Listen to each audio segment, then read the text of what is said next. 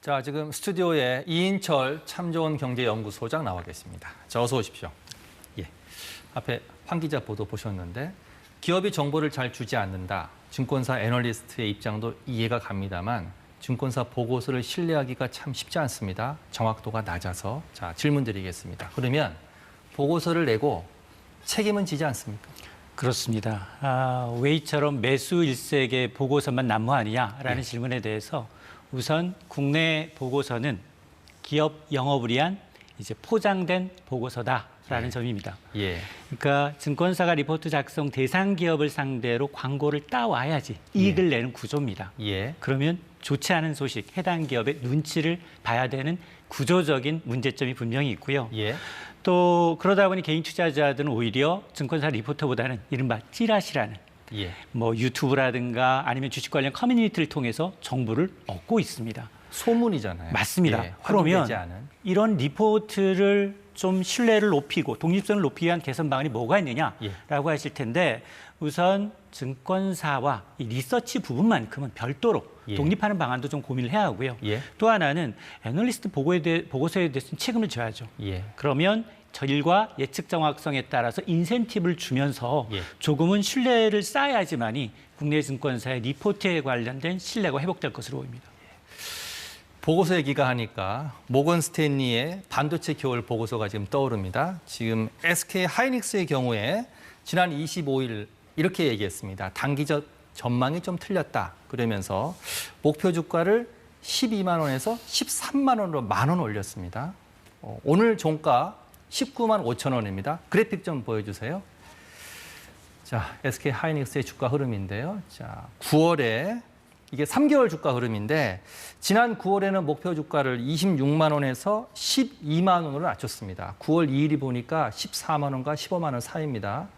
뭐 근접했다고 보고요. 그런데 지금은 19만 5천 원입니다. 자, 이 정도 되면 모건 스탠리의 전망이 맞다 이렇게 볼 수 있는 겁니까? 그렇습니다. 이제 예측이 빗나갔죠. 그래서 반성문이 아니라 저건 변명 내지는 조롱글이다라는 생각이 드는데요. 말씀하신 것처럼 목표 가격을 조금 전에 26만 원에서 12만 원으로 내렸는데 한 달도 안 돼서 잘못됐다라고 부분 인정했습니다. 그러면서도 메모리 사이클이 정점이라는 것은 틀리지 않았다라는 이유로 SK 하이닉스의 목표 의견은 그대로 비중 축소, 매도 의견을 유지하면서 목표 가격을 10,000원 인상한 겁니다. 13만 원으로. 그런데 이런 이면에는 사실은 매도 리포트 전 선행 매매, 미리 미공개 정보를 이용해서 대량 이제 매도했다라는 이제 이 불공정 거래 혐의로 금융감독당국의 조사 중에 있습니다. 그러다 보니 이게 반성문이 아니라 이를 모면하기 위한 위장 반성문이 아니냐라는 지적이 나오는 대목입니다. 아직 뭐 전망이니까 좀 지켜봐야겠습니다만 지금 19만 5천 원으로 오늘 종가가 끝났습니다. 자, 우리 주식시장의 최근 국장 탈출이라는 말이 나옵니다. 자, 미장으로 간다는 얘기인데 글로벌 주요국들의 증시가 다 화랑인데 우리 국내 증시만 유독 이렇게 어려운 구조적인 이유는 뭡니까? 수익률 때문입니다. 수익률. 미국이 40여 채를 올해 들어서 사상 최고치를 갈아치웠죠. 여기다가 영국, 유럽, 일본, 대만 증시까지 모두 전고점을 돌파했는데 국내 증시는 전쟁 중인 러시아보다도 수익률이 낮습니다. 실제로 개인 투자자들이 올해 국내 주식에 투자한 10개 종목 가운데 9개 종목이 손실입니다. 평균 8% 정도 손실을 보고 있고요. 미국 주식에 투자했다면 테슬라를 제외하고 모두 플러스입니다. 수익을 냈군요. 그렇습니다. 또 하나는 지금 30년간 주도주 변화를 봤더니 아직도 한국은 반도체, 자동차, 조선이 아직도 압도적으로 전통 기업이 그냥 계속 1위를 달리고 있는 그런데 거예요. 미국은 3년 전만 하더라도 듣도 보도 못한 엔비디아라는 AI를 주도했던 이 AI 시대를 올라탔느냐가 이제 중요한 관건이 되고 있는데 이 엔비디아의 경우에는 주가가 올해만 124%가 올랐습니다. 자, 여기에다가 국내에는 무분별한 주식 이 발행이나 분할도 문제인데요. 이 총수일가를 몰아주기 위해서 유상증자를 하거나 아니면 이제 물적 분할을 통해서 이 미국과는 좀 상반됩니다. 미국은 자사주를 매입해서 소각을 통해서 주주환원을 하는데 주주환원이 아닌 개인 오너에 대한 어떤 이제 이 몰아주기가 극성을 부리다 보니 지배구조 문제도 있는 거예요. 맞습니다. 아직도 국장하냐라는 자조 섞인 얘기가 나오고 있는 겁니다. 야, 그렇군요.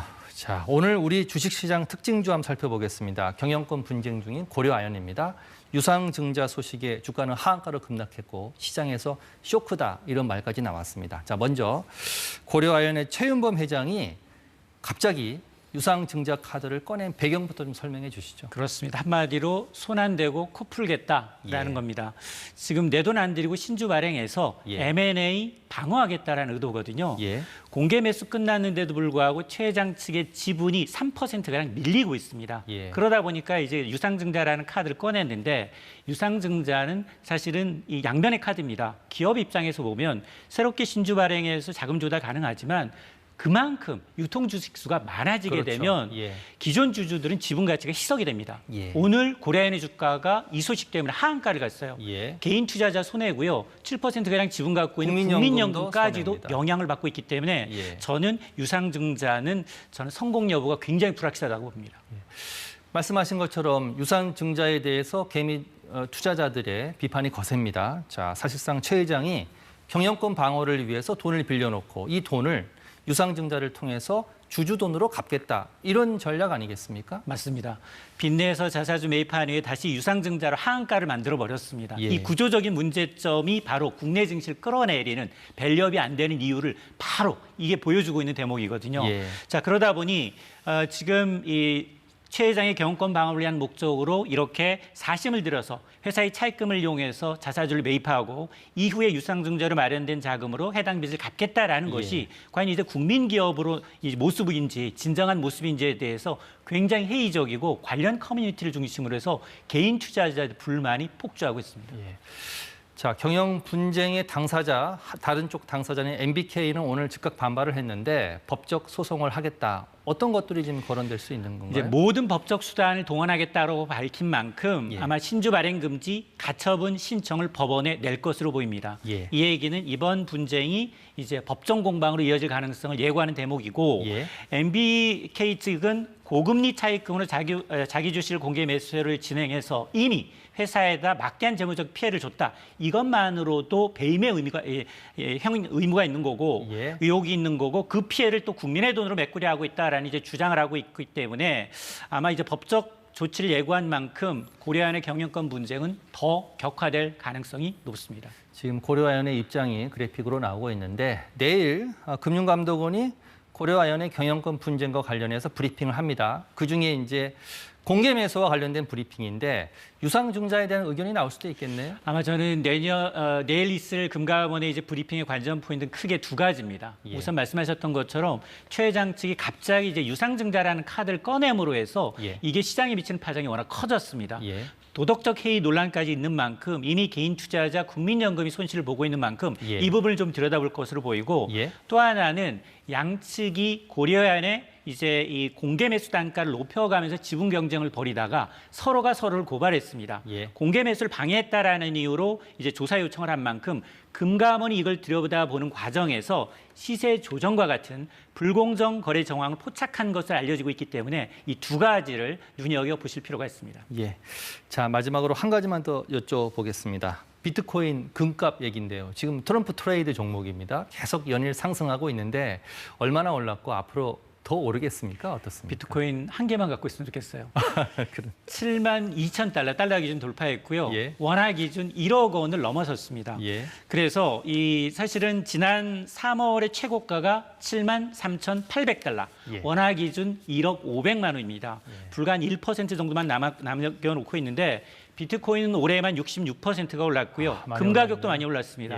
금 선물 가격이 트라이 온스당 2,800달러를 장중 오늘 뉴욕에서 넘어서서 연초 대비 33%가 뛰었는데 이건 아직까지 미 대선 결과에 대한 불확실성, 중동 지역에 대한 지정학적 불안감이 안전자산 선호 현상으로 쏠린 결과로 보입니다. 자, 오늘 말씀 여기까지 듣겠습니다. 자, 이인철 참 좋은 경제연구소장이었습니다. 고맙습니다.